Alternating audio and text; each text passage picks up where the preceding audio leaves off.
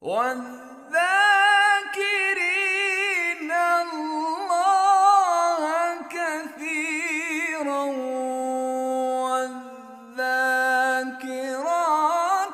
أَعَدَّ اللَّهُ لَهُم مَّغْفِرَةً وَأَجْرًا عَظِيمًا.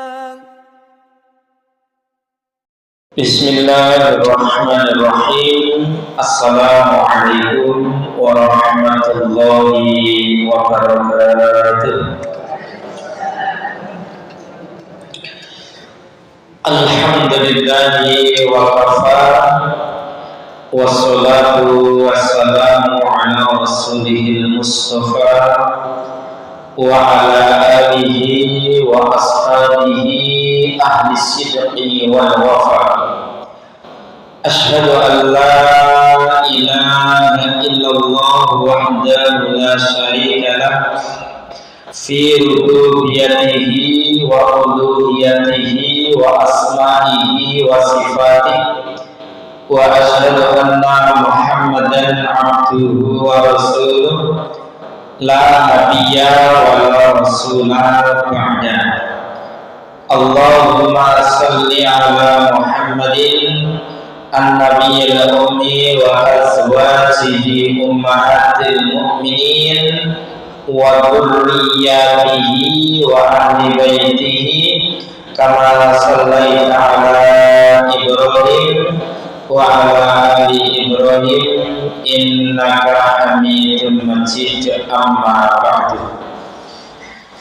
Ingin Allah muliakan segenap jajaran pengurus takmir Masjid At-Taqwa, ibu-ibu pimpinan cabang Aisyah, pimpinan ranting Aisyah, dan segenap jemaah majelis taklim yang semoga Allah Subhanahu wa taala menjadikan kita seduluran di dunia.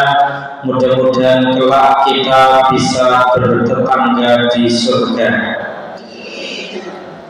Hari ini kita memasuki tanggal 25 Rajab. Berarti separuh lebih kita menjalani hidup kita di bulan Rajab. Sebentar lagi masuk Sya'ban, habis itu kemudian masuk puasa Ramadan. Bapak Ibu yang dirahmati Allah, mungkin khusus malam hari ini ngajinya tidak fikir, ya. Saya khusus malam hari ini akan ngaji tematik yang bertalian dengan bulan Rajab, ya, yang bertalian dengan bulan Rajab. Sehingga mudah-mudahan dengan kajian pada kesempatan malam hari ini kita mempunyai pemahaman utuh dan benar atas bimbingan Allah Subhanahu wa taala dan meneguhkan keimanan dan juga memotivasi kita di dalam beramal saleh. Bapak Ibu yang dirahmati Allah, ada 3 perkara penting yang bertalian dengan bulan Rajab. Itu pun mungkin nanti kita sampaikan pokok-pokoknya. Soalnya kalau didetilkan dan diuraikan secara detail itu bisa sampai jam 10, ya, atau setengah 11. Jangan gelem ngaji sampai setengah 11. Ya. 3 perkara penting yang bertalian dengan bulan Rajab. Yang pertama, bahwa bulan Rajab merupakan salah satu dari 4 bulan haram. Berdasarkan Quran surat At-Taubah ayat 36, A'udzu billahi minasyaitonir rajim. Bismillahirrahmanirrahim. Inna iddatas syuhuri 'indallahi 12 syahran fi kitabillah Yawma khalaqas samawati wal ardh minha arba'atun hurum dzalika ad-dinul qayyim fala tadlimu fihinna anfusakum. Al-ayat atau kama qala. Atau ayat berapa tadi? 36. Subhanallah ya. Atau ayat 36 ya. Inna iddatas syuhur, sesungguhnya jumlah bulan-bulan indallah, di sisi Allah, Isna asyara syahran fi kitabillah, ada 12 yang telah menjadi ketetapan di dalam kitabnya. Yauma khalaqas samawati wal ardh, di hari Allah menciptakan langit dan bumi. Minha arba'atul hurum, dan di antara 12 bulan itu ada 4 bulan haram. Dzalika dinul qayyim, itulah ketetapan agama yang lurus. Fala tadlimu fihinna anfusakum, maka janganlah kalian berbuat zalim, berbuat aniaya pada bulan-bulan haram. Di situ ada ayat minha arba'atul hurum, dari 12 bulan itu ada 4 bulan haram. 4 bulan haram itu apa saja? Diterangkan Rasulullah dalam hadis riwayat Imam Muslim, as-sanatu ithna asyara syahran minha arba'atul hurum salatul mutawalliyat Dzulqa'dah wa Dzulhijjah wal Muharram wa Rajab Mudhar baina Jumadai wa Sya'ban. Dalam putaran 1 tahun itu ada 12 bulan. Di antara 12 bulan itu ada 4 bulan haram. 3 itu berurutan, yakni Dzulqa'dah, Dzulhijjah, Al-Muharram, dan Rajab Mudhar baina Jumadai wa Sya'ban, dan bulan Rajab yang diagungkan oleh kabilah Mudhar, ia berada di antara bulan Jumadis Tsani dan bulan Sya'ban. Jadi ini ada 4 bulan haram: Dzulqa'dah, Dzulhijjah, Muharram, dan bulan ini Rajab. Sekarang tanggal 24 masuk tanggal 25. Haram itu maknanya apa? Ada 2 tumbuhan. Konten itu kali 2 ya. Ini menurut Ibnu Rajab, Al-Imam Ibnu Rajab rahimahullah ta'ala dalam kitab Lataiful Ma'arif. Juga dikutip oleh Syekh Muhammad Shalih Al-Munajjid di dalam kitab Maqalat Al-Islamiyah. Syekh Muhammad Shalih Al-Munajjid, Ibnu Rajab ini sudah meninggal. Syekh Muhammad Shalih Al-Munajjid insyaallah beliau masih hidup sampai sekarang ya. Jangan dia tepang. Syekh Muhammad Shalih Al-Munajjid, salah satu ulama besar Arab Saudi. Tapi jangan bukan usah tepang. Mulai wonge ganteng, khawatir jangan kesemsemnya. Wong ganteng, pinter, baik hati lagi ya. Nah, haram itu maknanya ada 2. 1 ya, haram itu pengertiannya dimuliakan, sehingga kebaikan dari amal soleh kita, ibadah kita, amal soleh kita itu pahalanya berlipat ganda, karena haram itu pengertiannya dimuliakan. Contoh begini, salat wajib dengan berjamaah. Ada riwayat menyebutkan salat berjamaah itu pahalanya 27 derajat. Di riwayat yang lain 25 derajat. Itu kalau dilakukan di selain bulan Ramadan dan di selain bulan haram. Kalau dilakukan di bulan Ramadan atau di bulan-bulan haram, pahalanya tidak 27 derajat, lebih dari itu. bisa 100 derajat, 200 derajat, 300 derajat, dan macam-macam sampai pada kelipatan yang dikehendaki oleh Allah. Haram itu pengertiannya dibolehkan.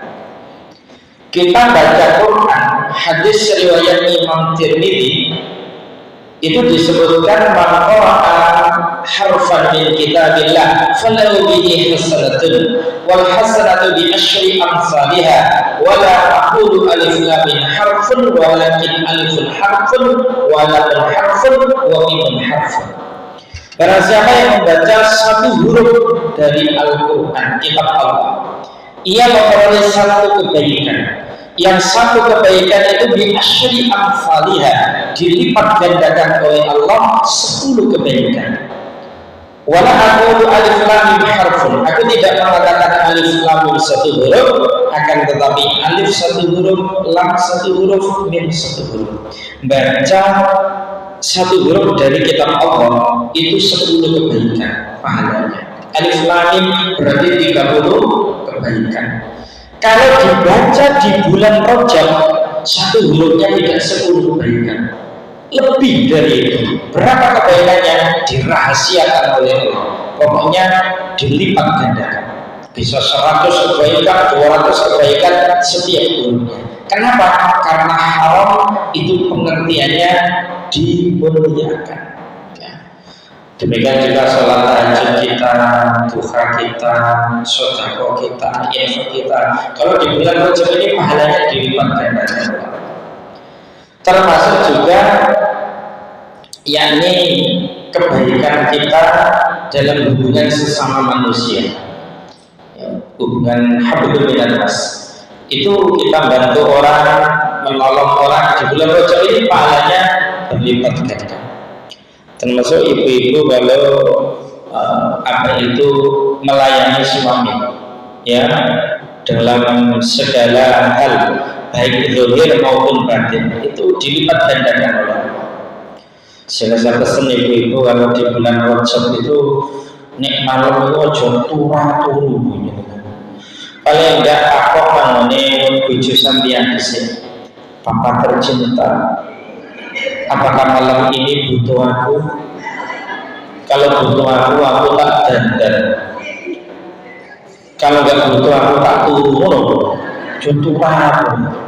Ini bulan Rajab dilipat gandakan oleh Allah Subhanahu wa Ta'ala. Kiasan sederhananya itu Masjidil Haram sama, Syahrul Haram, Masjidil Haram sama. Haram hamzah mim dimuliakan. Sehingga sholatun fil Masjidil Haram afdalu min mi'ati alfi sholatin fi masiwa. Sholat 1 rakaat di Masjidil Haram itu lebih baik daripada sholat 100.000 rakaat di masjid-masjid yang haram.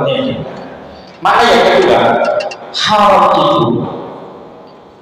dosa atau maksiat itu lebih diharamkan lagi, lebih dilarang lagi kalau dilakukan di bulan-bulan haram, ya.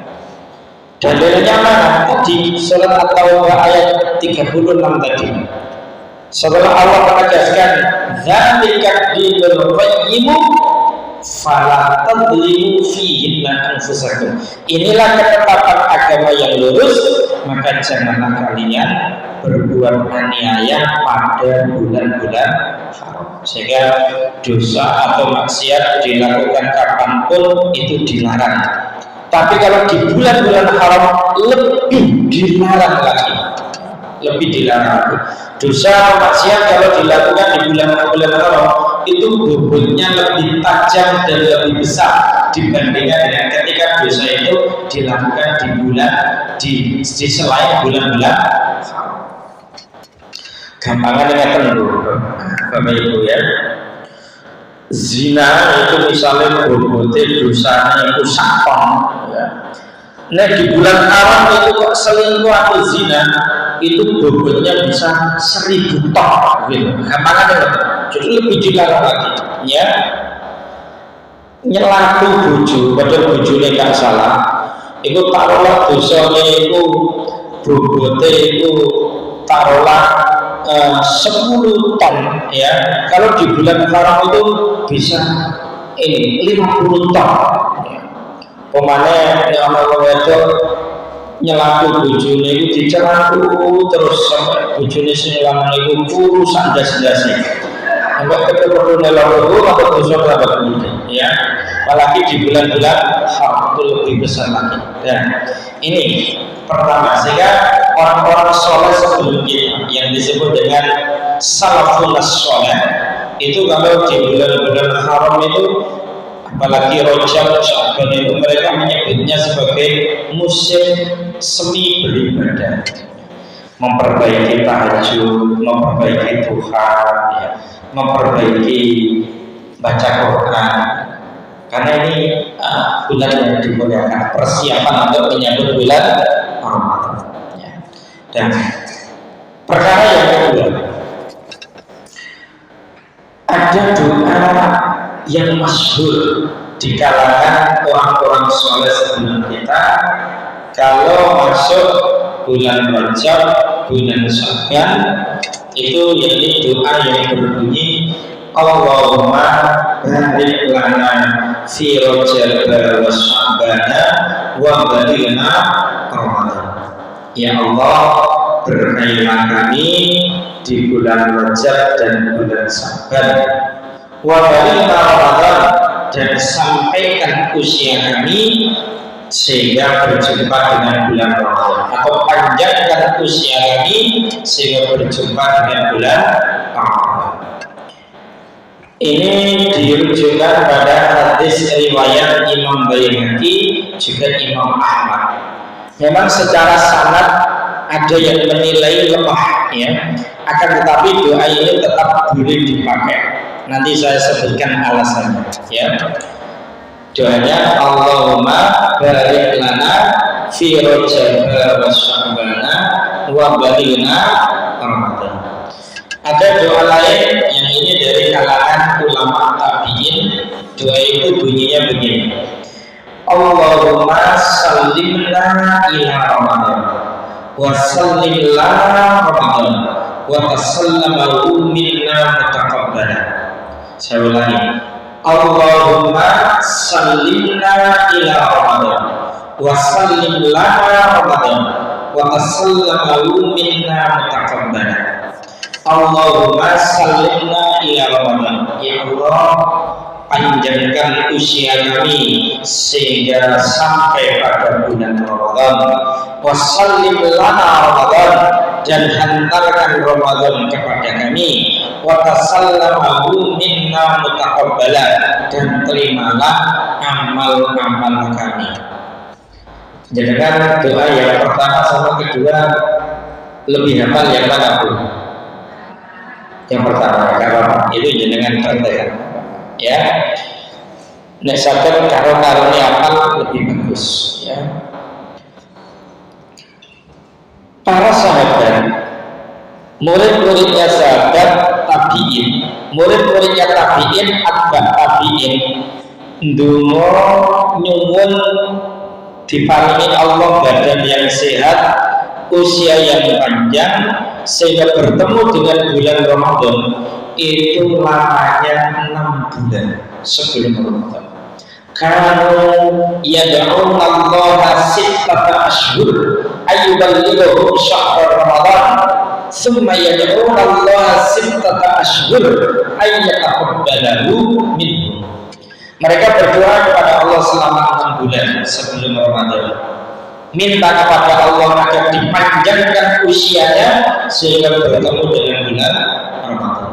Begitu mereka berada di bulan Ramadan, ibadahnya luar biasa, amal solehnya luar biasa, sampai-sampai ada yang setiap hari itu khatam Al-Quran 30 juz, ada setiap 2 hari, ada setiap 3 hari, Masya Allah, luar biasa, ya.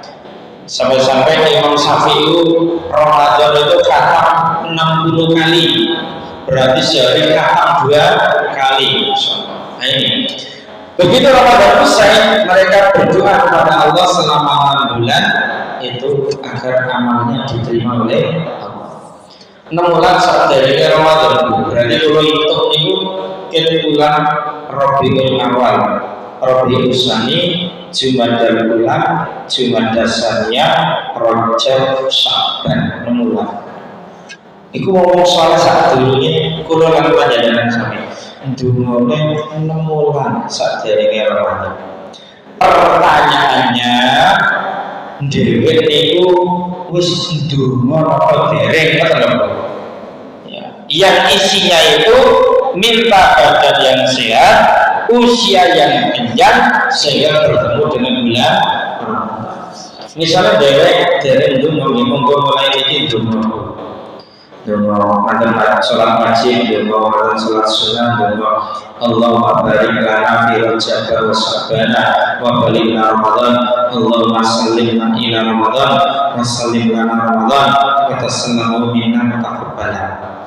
Bahkan saja Bu Bapak ya, saat sholat tahajud atau sholat duha atau sholat sunnah qobliyah ba'diyah, doa ini kita baca saat kita sujud. Saat kita sujud berdoa subhanakallahumma rabbana wa bihamdika Allahumma ighfirli, mantan itu jadikan tambahin Allahumma barik lana fi Rajab wa Sya'ban wa balighna Ramadan, atau Allahumma sallimna ila Ramadan wa sallim lana Ramadan wa tasallamu minna wa taqabbala. Kenapa kok kita pilih saat sujud? Iya, ada hadis riwayat Muslim. Rasulullah bersabda, aqrabu ma yaqulul 'abdu bi rabbih wa huwa sajidun faksiru du'a fihi. Posisi hamba dengan Allah saat sholat yang paling dekat itu saat sujud. Faksiru du'a fihi. Perbanyaklah doa ketika kalian sujud. Doa saat sujud itu banyak makbulnya dari Allah. Sehingga ini bisa dipraktikkan khususnya saat sholat sendiri. Nek berjamaah khawatir boten ngaputi. Ya, nanti kita baru doa sujud, imam mungkin sudah mengangkat kepalanya, sehingga kita akan sempat. Ini lebih leluasa dipraktekkan sendiri. Nek sholat berjamaah nggak boleh dipraktekkan, boleh ya, tapi biasanya imam itu kan yang normal dalam arti tidak ada tambah itu sesuai dengan apa itu doa-doa yang biasa. Nah, ini imam wis ngangkat kepala ini bangkit dari sujud, makmum kok sujud tidak diangkat, siji itu jenenge makmum beli nakal kaulan, makmum model itu jenenge gak taat imam. Kemungkinan saya loro keturun, jadi sujud berketurun, bukan sujud ya, seperti itu.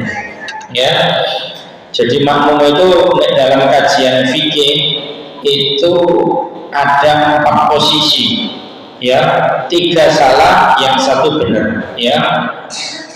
1 makmum itu duwisi imam salah. Nomor 2 barengi imam salah, berarti punya imam.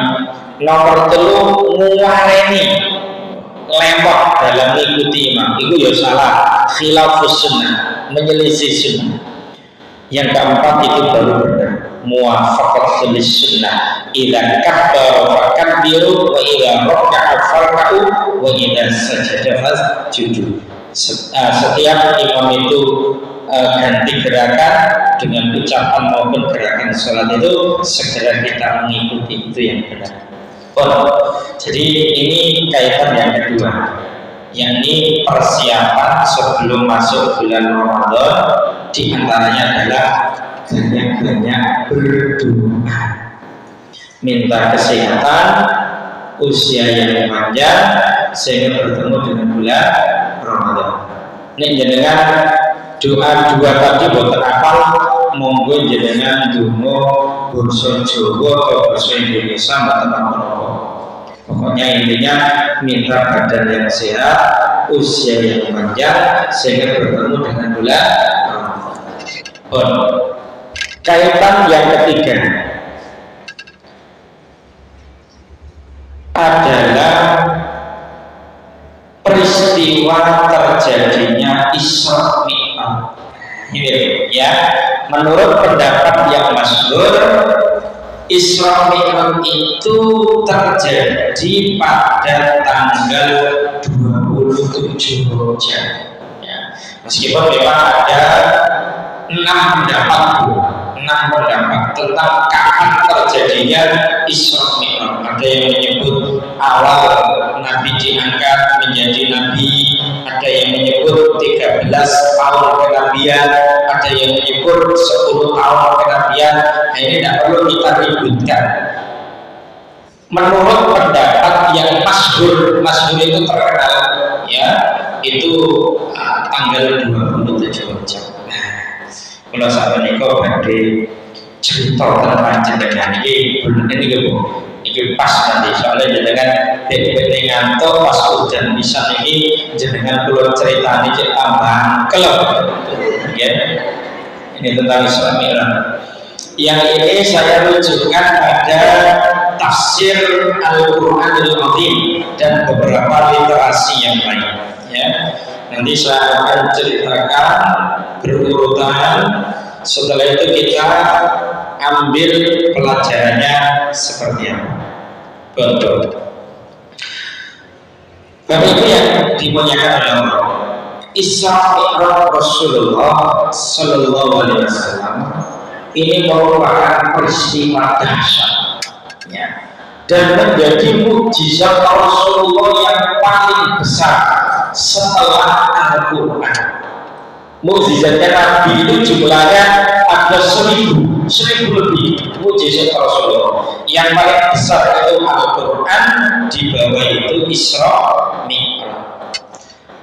Dalil Isra, perjalanan Nabi dari Mekah ke Palestina, itu Quran surat Al-Isra ayat 1. Dalil Mi'raj, Quran surat An-Najm mulai ayat 13, 14, 15, 16, 17, 18. Itu dalil Mi'raj. Dan hadis-hadis Nabi yang jumlahnya banyak. Imam Bukhari saja meriwayatkan sampai 20 hadis. Imam Muslim 18 hadis. Belum ditambah Imam Ibnu Majah, Imam Nasyai, Imam Baihaqi, Imam Tirmidzi, dan imam-imam yang lain. Ini Imam Suyuti. Jadi Imam Al-Hadis itu banyak meriwayatkan tentang Isra Mi'raj. Allah mengawali ayatnya Quran surat Al-Isra itu dengan subhanalladzi asra bi 'abdihi lailan minal masjidil haram ilal masjidil aqsa alladzi barakna haulah linuriyahu min ayatina innahu was-sami'ul basir.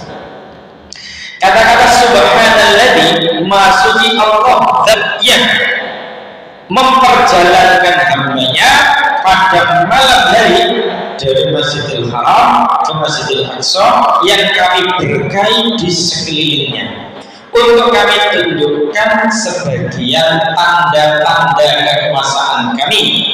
Innahu was-sami'ul basir, sesungguhnya Allah Maha mendengar lagi Maha mengetahui. Kata-kata subhanalladzi menurut tafsir Ibnu Katsir, Allah sedang memuji dirinya sendiri, sedang membesarkan dirinya sendiri, sedang mengagungkan dirinya sendiri, dan menegaskan bahwa tak ada satupun yang bisa melakukan peristiwa Isra dan Mi'raj kecuali hanya Allah Subhanahu wa Ta'ala.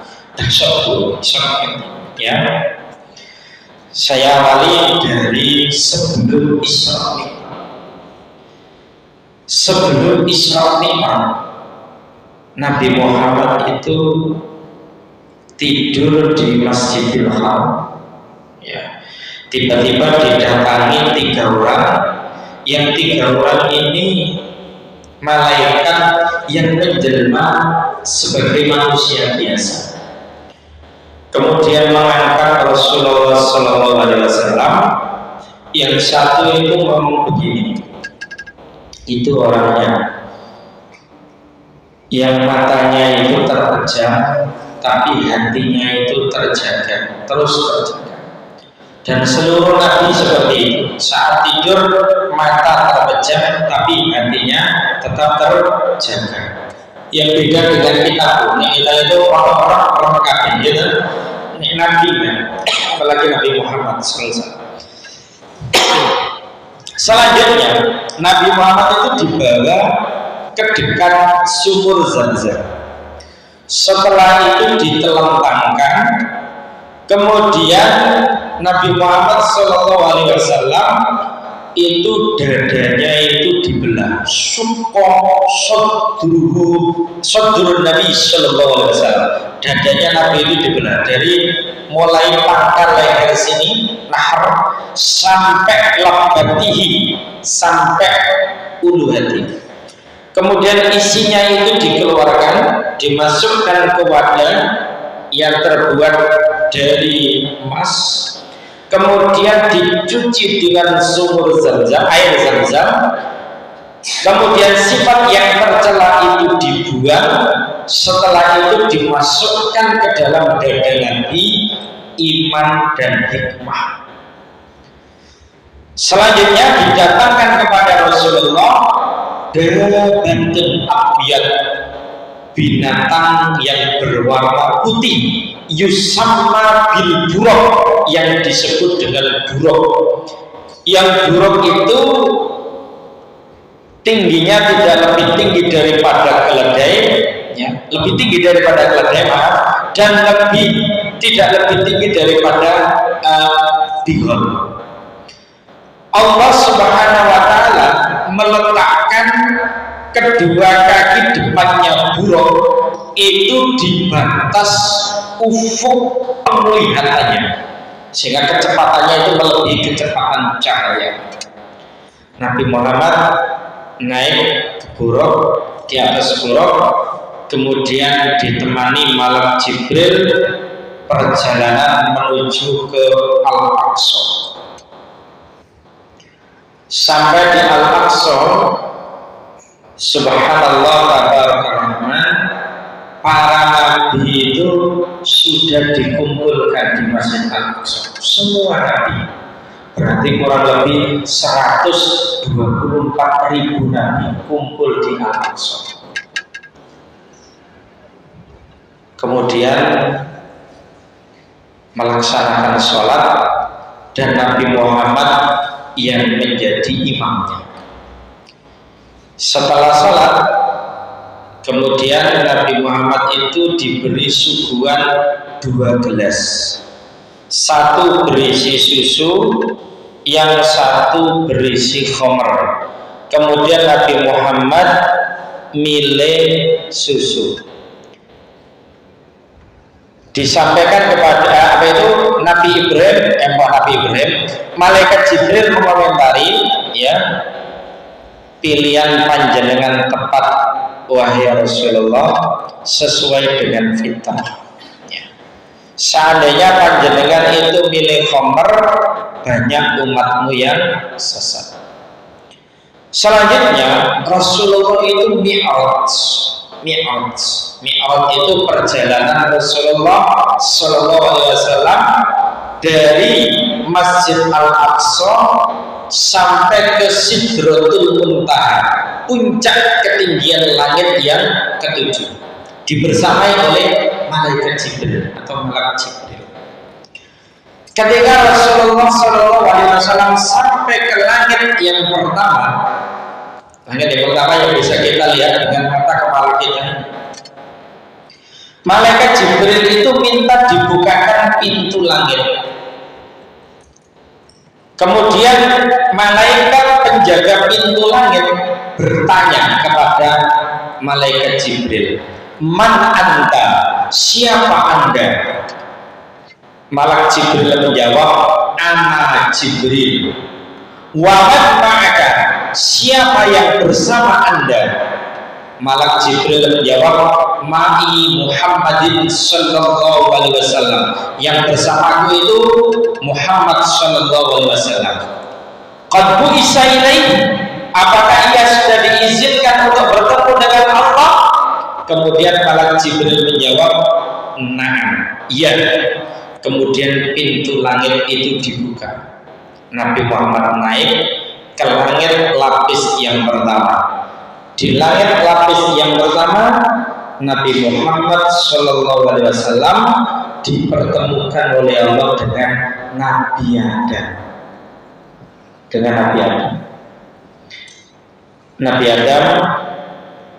Nabi Muhammad menyampaikan salam kepada Nabi Adam, dan Nabi Adam mendoakan Nabi Muhammad dan menguatkan nubuah atau kenabian Nabi Muhammad SAW. Selanjutnya Nabi Muhammad berjalan. Saat berjalan itu beliau ditunjukkan surga, juga ditunjukkan neraka. Saat ditunjukkan surga, Nabi Muhammad itu diperlihatkan oleh Allah dengan 4 sungai, 2 bagian dalam, 2 lagi bagian luar. Sungai bagian dalam, sungai bagian luar. Dan surga, saat ditunjukkan surga itu.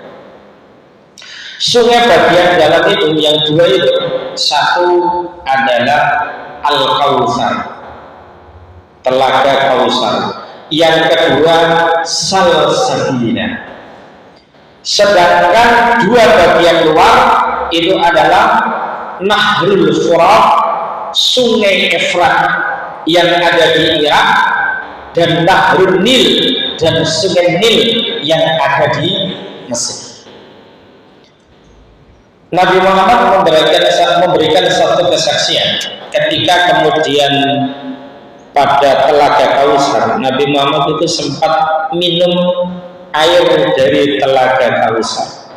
Beliau menyebutkan rasa air dari telaga Kautsar itu rasanya lebih manis daripada madu, warnanya lebih putih daripada susu, jumlah gelasnya sebanyak bintang-bintang di angkasa, sejuknya lebih sejuk daripada salju, panjang dari telaga Kautsar itu sejarak 1 bulan perjalanan, lebarnya juga sejarak 1 bulan perjalanan. Barang siapa yang minum sekali dari air telaga Kautsar, selama-lamanya tidak merasakan haus karena sumbernya itu dari surga. Selanjutnya Nabi Muhammad berjalan. Tiba-tiba Nabi Muhammad SAW diperlihatkan neraka dengan segala yang ada siksa di dalamnya. Nabi Muhammad itu menjumpai ada piring-piring besar atau nampan-nampan besar berisi potongan daging-daging segar. Kemudian di sebelah yang lain ada nampan atau piring-piring besar dan juga lebar. Di atasnya ada potongan daging-daging yang basi lagi busuk. Ternyata banyak manusia yang kemudian justru milih pada piring-piring yang berisi potongan daging-daging yang basi lagi busuk, kemudian dengan rakusnya memakan daging yang basi dan busuk itu. Nabi Muhammad bertanya kepada malaikat, siapakah mereka? Kemudian malaikat Jibril menjawab, oh itu adalah kumpulan manusia yang mencukupi kebutuhan hidupnya dengan perkara-perkara yang haram, makan makanan yang haram, minum minuman yang haram, berpakaian pakaian yang haram, mencukupi kebutuhannya dengan perkara-perkara yang haram. Kelak naudzubillah min dzalik, siksanya seperti itu di neraka, dan makan daging yang basi lagi busuk dan menjijikkan. Naudzubillah min dzalik. Kemudian Nabi Muhammad berjalan lagi menjumpai kumpulan manusia lagi Yang kumpulan manusia ini bibirnya itu seperti bibir unta. Kemudian bibir mereka yang mirip unta itu disuruh membuka, dimasukkan ke dalam bibir itu bara api. Bara api itu masuk melalui mulutnya, keluar melalui duburnya. Nabi Muhammad bertanya, siapakah mereka? Wahai Jibril. Jibril menjawab, mereka adalah orang-orang yang memakan hartanya anak yatim secara dolim. Kemudian Nabi Muhammad berjalan lagi. Saat Nabi Muhammad berjalan lagi itu bertemu lagi dengan kumpulan manusia yang perutnya itu besar-besar, sebesar rumah. Di setiap orang itu kemudian berdiri mau berjalan terjungkal jatuh, berdiri mau berjalan terjungkal jatuh, sampai pada jalan yang dilalui oleh Fir'aun dan bala tentaranya. Orang itu kemudian tidak kuasa untuk berdiri sehingga karena perutnya sebesar rumah itu. Akhirnya kemudian diinjak-injak oleh tentaranya Fir'aun itu sehingga perut yang sebesar rumah itu hancur semuanya. Nabi Muhammad bertanya, siapakah mereka wahai Jibril? Oh, mereka adalah para pemakan riba. Kemudian Nabi Muhammad berjalan lagi menjumpai para wanita, yang para wanita ini digantung payudaranya, menjerit kesakitan minta tolong kepada Allah untuk dihentikan siksa itu. Kemudian Nabi Muhammad bertanya, siapakah mereka? Kemudian Malak Jibril menjawab, mereka adalah wanita-wanita pezina. Sebagian riwayat yang lain, mereka adalah wanita-wanita yang tidak mau menyusui anaknya tanpa alasan yang dibenarkan oleh syariat. Nabi Muhammad kemudian berjalan lagi menjumpai sekumpulan manusia yang lambungnya itu dipotong-potong. Setelah itu kemudian mereka disuruh untuk memakan potongan lambungnya itu. Terus seperti itu. Nabi Muhammad bertanya, siapakah mereka? Mereka adalah orang-orang yang suka mencela, suka menghujat orang Islam yang lain. Siksanya seperti itu. Selanjutnya Nabi Muhammad SAW naik ke langit berikutnya, ke langit lapis yang kedua. Di langit lapis yang kedua keadaannya sama yang awal tadi. Ditanya oleh malaikat penjaga pintu langit yang kedua, man anta? Ana Jibril. Wa man ma'aka? Ma'i Muhammadin sallallahu alaihi wasallam. Qad bu'isa ilaihi, apakah dia sudah diutus, diizinkan untuk bertemu Allah? Nah, akhirnya pintu langit yang kedua itu dibuka. Saat Nabi Muhammad di langit lapis yang kedua dipertemukan oleh Allah dengan dua nabi, Nabi Isa ibnu Maryam dan Nabi Yahya bin Zakaria. Kemudian Nabi Muhammad mengucapkan salam, mereka mendoakan Nabi Muhammad dan menguatkan nubuwah beliau. Kemudian Nabi Muhammad naik lagi ke langit lapis yang ketiga. Sama seperti tadi, tidak usah saya ulangi. Di langit lapis yang ketiga setelah dibuka itu Nabi Muhammad dipertemukan oleh Allah dengan Nabi Yusuf alaihissalam. Naik lagi ke langit lapis yang keempat bertemu dengan Nabi Idris alaihissalam. Naik lagi ke langit lapis yang kelima bertemu dengan Nabi Harun alaihissalam. Naik lagi ke langit lapis yang keenam bertemu dengan Nabi Musa alaihissalam. Naik lagi ke langit lapis yang ketujuh bertemu dengan Nabi Ibrahim alaihissalam. Saat bertemu dengan Nabi Ibrahim alaihissalam, Nabi Muhammad SAW mendapatkan pesan dari Nabi Ibrahim. Di antara pesannya itu adalah sampaikan salamku untuk umatmu. Terus kula lan panjenengan ini pas Isra Mi'raj niku wonten salam saking Nabi Ibrahim wa alaihis. Kemudian sampaikan kepada umatmu bahwa tanah surga itu baik lagi subur, dan surga itu mempunyai hirosul jannah, tanaman surga.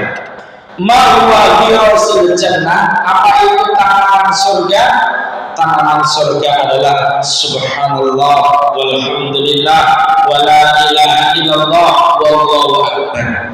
Dirat yang lain, hirasul jannah huwa la haula wala quwwata illa billah. Ini zikir yang sangat bagus, Bu. La haula wala quwwata illa billah atau subhanallah walhamdulillah wala ilaha illallah wallahu akbar. Nah, Nabi Muhammad mendapati Nabi Ibrahim itu bersandar pada Baitul Ma'mur. Baitul Ma'mur itu satu tempat yang setiap harinya itu dimasuki 70.000 malaikat. Setiap harinya masuk ke Baitul Ma'mur.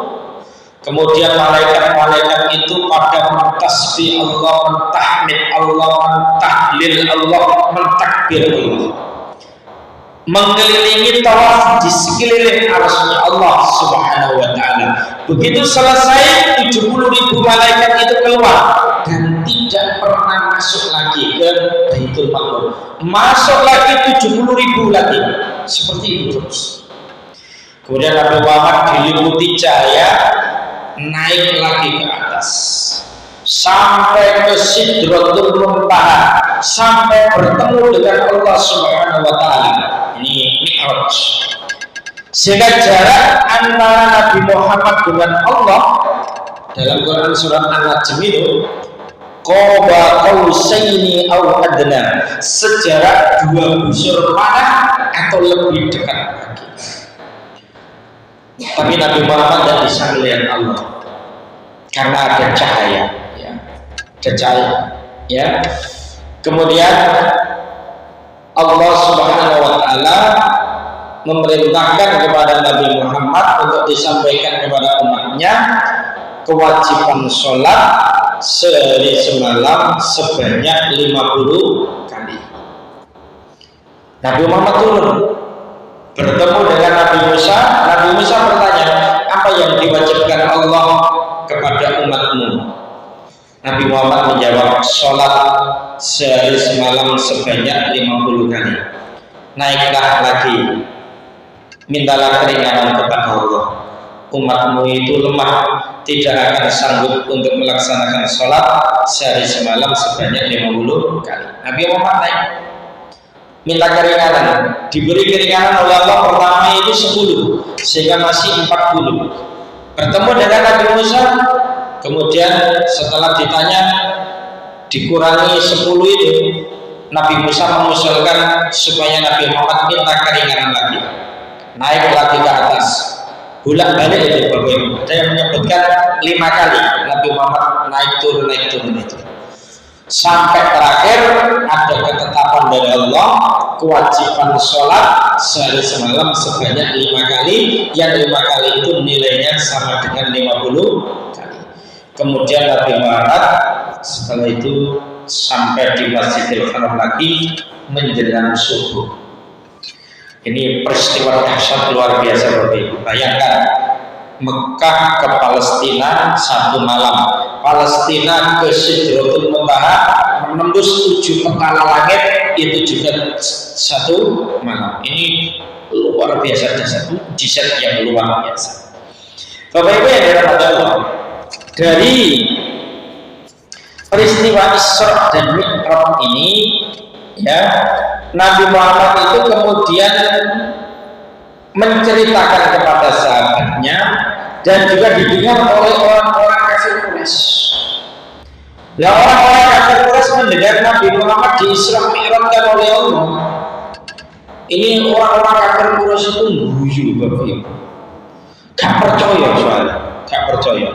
Mulai apa? Mulai mustahil terjadi bagi orang-orang kafir Quraisy. Kok iso teko Mekah nang Palestina sak wengi. Padahal ketika itu orang Mekah kalau ingin ke Palestina pakai kendaraan yang paling cepat itu kuda, itu butuh waktu 1 bulan. 1 bulan dari Mekah ke Palestina, kembali lagi 1 bulan, PP 2 bulan. Sehingga orang kafir Quraisy itu nggak percaya, sehingga muji Nabi Muhammad. Nek saya bahasakan begini, Muhammad, awakmu nek pancene nang ngene Masjid Al-Aqsa cuma sewengi. Coba berapa jumlah tiang Masjid Al-Aqsa? Cagake piro Masjid Al-Aqsa? Pertanyaan orang kafir itu kan nggak pelai gitu ya. Gak mutu belas. Karena Nabi Muhammad ini Masjid Al-Aqsa itu tujuannya gak ngitung cagak. Nah ditakuti jumlahnya cagak, gak mutu belas. Kemudian itu pertanyaannya orang kafir itu gak mutu belas. Tapi subhanallah tabarakallah, ketika Nabi Muhammad tidak bisa menjawab itu karena memang tujuannya tidak untuk menghitung tiangnya Masjid Al-Aqsa. Masjid Al-Aqsa itu ditampakkan Allah secara langsung, sehingga Nabi Muhammad itu bisa menjawab secara detail sudut-sudutnya, dinding-dindingnya, lantainya, tiang-tiangnya dan tepat ya. Kemudian orang kafir itu enggak enggak cukup hanya itu. Dia datang ke Abu Bakar, maunya ngajak Abu Bakar enggak percaya kepada Nabi Muhammad. Ya Abu Bakar, awak mau percaya lah, ono wong teko Mekah oleh Palestina masa wengi, mari ngono enggak nang langit 7 petala langit ditembus, itu juga sak wengi. Awak percaya tak? Abu Bakar wae enggak jawab. Sing ngomong ngono sapa? Orang kafir menjawab, ya kancamu Muhammad. Muhammad sing ngomong. Nek Muhammad sing ngomong, aku percaya. Tapi ini bahasa aku, bahasa Abu Bakar kamu bahasa Arab ya. Nek Muhammad sing ngomong, aku percaya. Ojo maneh Muhammad ngomong ngono. Luwih teko ngono, aku percaya. Ini yang menjadi penyebab kenapa Abu Bakar itu dijuluki As-Siddiq. As-Siddiq itu orang yang senantiasa membenarkan semua yang disampaikan oleh Rasulullah Sallallahu Alaihi Wasallam. Dan seperti itu pula mestinya iman yang kita bangun, Bapak Ibu, iman yang kita bangun. Kita itu harus membenarkan seluruh isi Al-Quran, membenarkan seluruh hadis-hadis Rasulullah. Kita terima semuanya sebagai kebenaran yang absolut, kebenaran yang mutlak, yang akidahnya, ya ibadahnya, ya apa itu namanya, adabnya, akhlaknya, hukumnya, ilmu-ilmunya, kisah-kisahnya, hikmah-hikmahnya. Kalau hadis itu jelas sahih atau hasan, kita terima sebagai sebuah kebenaran dan kita imani semuanya. Meskipun mungkin akal kita itu belum bisa menerimanya, meskipun kita belum bisa melaksanakan semuanya, tapi harus kita terima sebagai kebenaran. Contoh ya Bapak Ibu ya. Kenapa sih dalam hukum Islam wong sing nyolongnya itu sampai senilai 3 dirham. 3 dirham itu dikuruskan rupiah kurang lebih 13 juta. Itu hukumannya dipotong tangannya. Hukum Islam ya. Jawabannya karena itu hukum yang sesuai dengan fitrah manusia. Siji ben jerah plus kapok ben gak nyolong. Ya. Begitu dalam hukum Islam. Apalagi korupsi yang nilainya 300 triliun, protol HP mestinya. Ya. Coba sekarang ini kita perhatikan, ketika hukum Islam itu tidak diterapkan. Kita bicara di Indonesia saja. Meskipun sudah ada KPK, yang namanya korupsi di Indonesia itu semakin tinggi, semakin banyak. bahkan semakin merata dari pusat sampai paling bawah, sampai saking korupsinya lautan itu dikapling, korupsi luar biasa ya. Nah coba saya korupsi 300 triliun ini loh, cuma tetap hukumannya 6,5 tahun. Yuci iso buyang-buyu bakti akeh ya. 300 triliun lho duit piro iku nek ditukokno dawet ya sak gresik lho kelelep kabeh ya. Jadi itu hukum yang tidak sesuai dengan fitrah manusia. Hukum sesuai dengan fitrah manusia itu hukum Islam. Hukum Islam itu harus kita yakini hukum yang terbaik. Hukum yang terbaik. Oh yang terbaik itu hukum Islam. Sesuai dengan fitrah manusia. Kenapa? Karena yang buat Allah, yang menurunkan Allah. Allah tahu persis apa yang dibutuhkan oleh manusia. Allah tahu persis peraturan yang paling tepat yang dibutuhkan oleh manusia. Seperti itu. Bapak Ibu yang dirahmati Allah, ini termasuk ya hukum rajam, hukum cambuk bagi yang mentembar itu sesuai dengan fitrah manusia ya. Termasuk hukum kisos. Kenapa sih dalam Islam itu utang pati balas pati, utang nyawa balas nyawa? Ben wong iku gak gampang mateni wong. Wingi niku terlamongan dengan Sumerang. Ono arek 1 SMA. Mateni koncone dhewe 1 SMA karena dianggap pacare. Soalnya pacare itu selingkuh. Coba cemburu, dipateni lho coba. Kamu medeni lho saiki. Ya, gampangnya wong mateni wong. Ya. Coba misalnya hukum Islam diterapkan. Kati mateni mikir-mikir, Bu. Aku mateni aku kudu mati. Utang pati balas pati mikir. Ini hukum Islam harus kita yakini hukum yang terbaik. Kenapa dulu the founding fathers, pendiri bangsa ini itu sampai merumuskan piagam Jakarta itu ketuhanan dengan menjalankan syariat Islam bagi pemeluknya. Itu tepat aslinya. Mbok kok terus ono sing gak setuju, mbok utek ya wong-wong sing gak setuju. Hukum yang terbaik itu ada. Selanjutnya ya, sampai kemudian ini kaitannya adalah hikmah-hikmah Bapak Ibu ya. Dari Mekah ke Palestina itu adalah akhir Isra-nya Nabi. Kemudian dari Palestina, dari Masjid Al-Aqsa itu ke Sidratul Muntaha, itu awal mi'rajnya Nabi. Itu menunjukkan Palestina itu bumi yang diberkahi oleh Allah. Bumi yang diberkahi oleh Allah. Ya. Disebut Biladul Mubarakah. Seluruh nabi pernah ke Palestina, tapi tidak seluruh nabi pernah ke Mekah atau ke Madinah.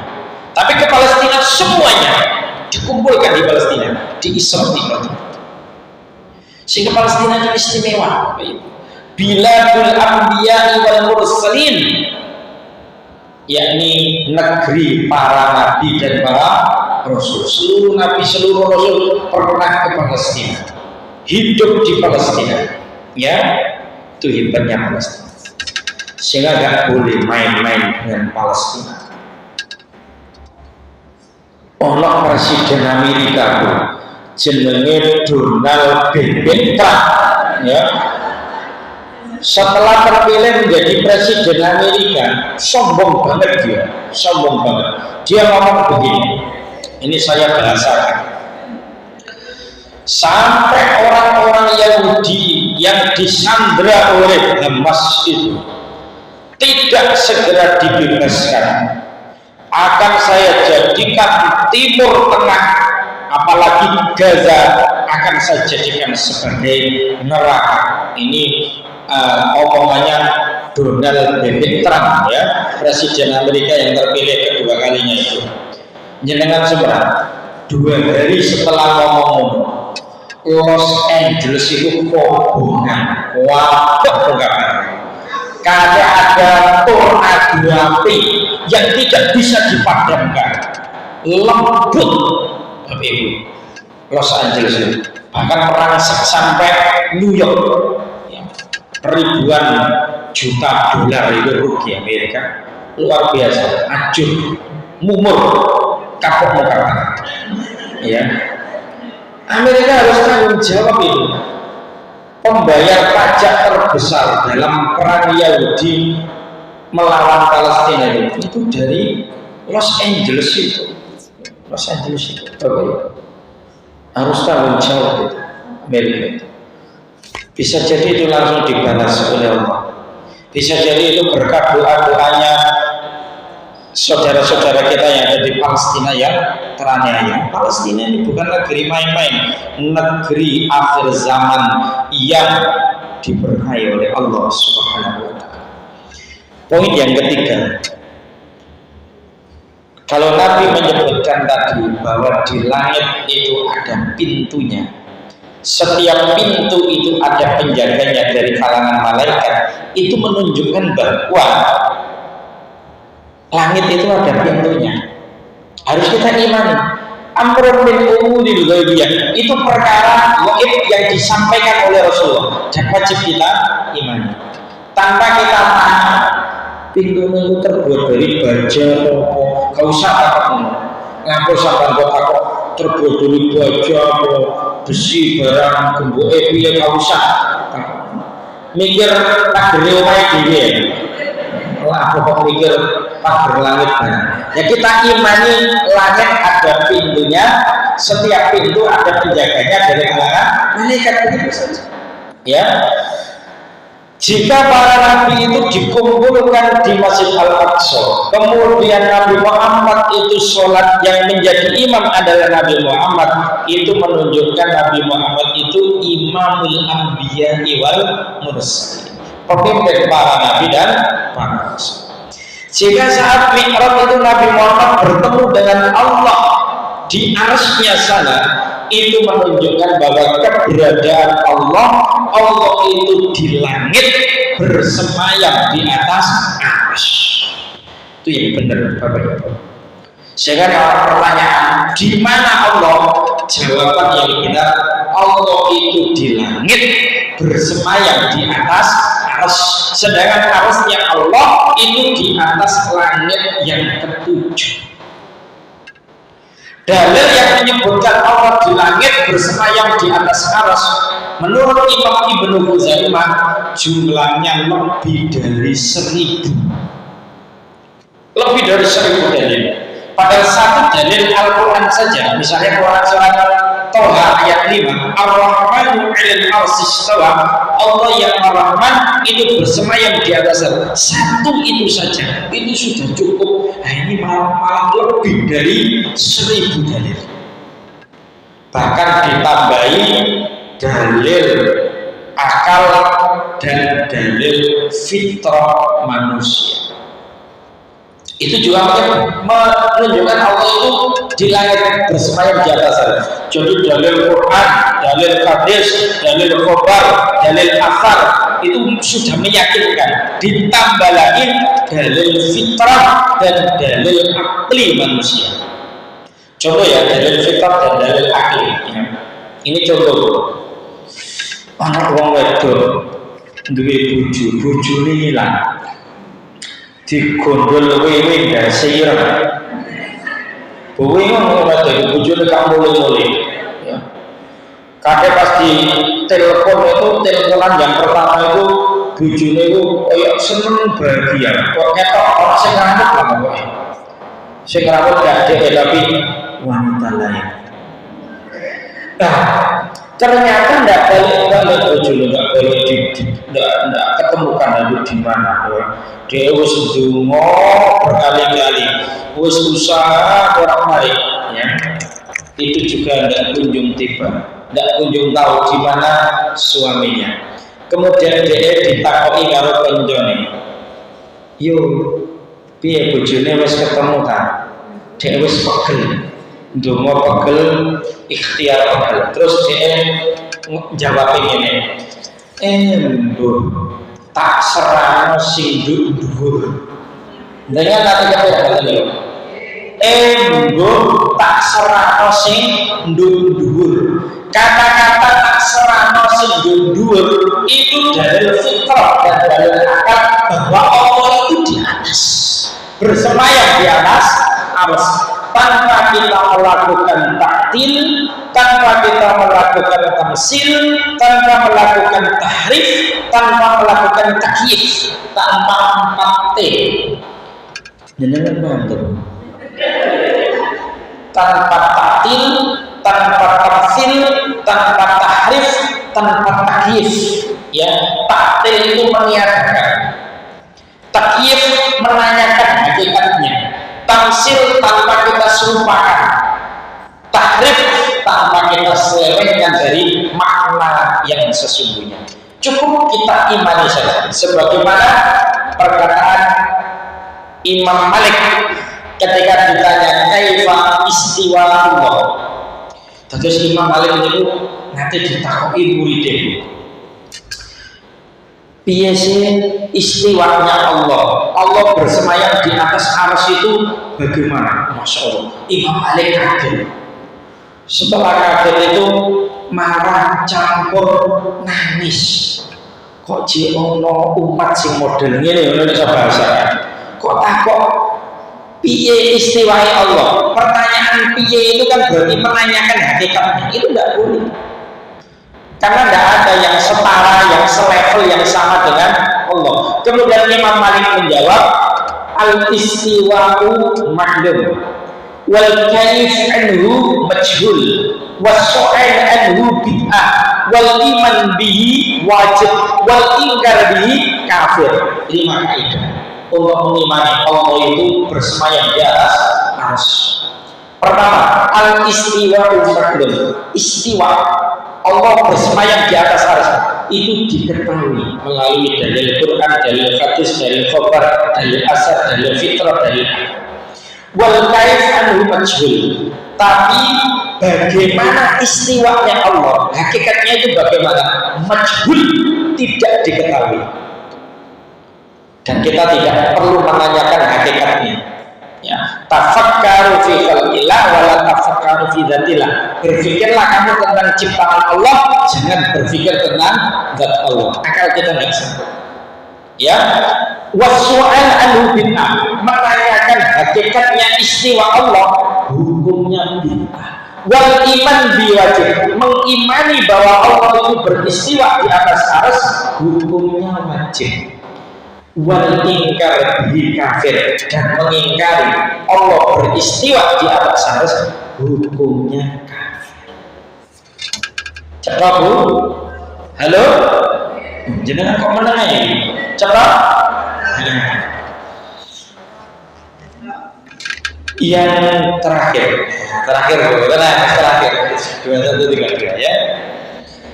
Isra dan Mi'raj itu menunjukkan kedudukan ibadah sholat yang sangat agung.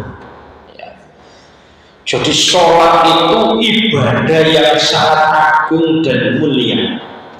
Sampai-sampai Allah mewajibkan sholat kepada hambanya, tidak cukup mutus malaikatnya untuk menyampaikan kepada Rasulnya, tapi langsung mengisrakan Rasulullah ke langit. Itu menunjukkan agungnya sholat. Sehingga orang pantes nih orang wong Islam itu ngeremeh non sholat. Kadang sholat, kadang tidak, kadang sholat, kadang tidak, itu berbahaya. Diragukan status keislamannya. Soalnya orang yang meninggalkan sholat itu bisa menyebabkan kafir. Menyebabkan apa Bu? Kafir. Ini gak jirine suwi to dawuhe Nabi. Bainar rajuli wa bainar kufri wasyirki tarkus shalah. Akhrajahu Muslim. Batas seseorang dengan kekafiran dan kesyirikan adalah meninggalkan sholat. Jadi orang Islam jadi kafir itu gak cuma pindah agama, meninggalkan sholat tanpa alasan yang dibenarkan oleh syariat, ini bisa menyebabkan kafir. bahkan dosa besar yang menyebabkan orang itu masuk neraka sakor. Neraka sakor. Dalam Quran surat Al-Mudaththir menjelang bagian neraka itu ada dialog penghuni surga sama penghuni neraka. Penghuni surga bertanya kepada penghuni neraka, masalah kaum fi sakor, apa yang menyebabkan kamu masuk neraka sakor? Mereka menjawab, qulu lam naku minal muslimin, kami masuk neraka sakor karena kami tidak sunat. Menjadi penyebab masuk neraka sakor. Saya monggo kula lan tanya sama niki, saya itu jaga sholat ya. Dan kita ajarkan kepada anak-anak kita supaya anak-anak kita itu juga senang melaksanakan sholat. Supaya anak kita itu memakmurkan masjidnya Allah. Kita ajak anak kita ke masjid sebagaimana doanya Nabi Ibrahim, Rabbi ij'alni muqimas shalah wa min dzurriyyati. Ya Allah, jadikan aku orang yang senantiasa menegakkan salat, demikian juga keturunan. Baik Bapak Ibu, sampai di sini ngaji kita pada kesempatan malam hari ini. Anggap saja ini seperti taklim akbar tentang Isra Mi'raj ya Bu ya. Yang mudah-mudahan kita tambah ilmu, tambah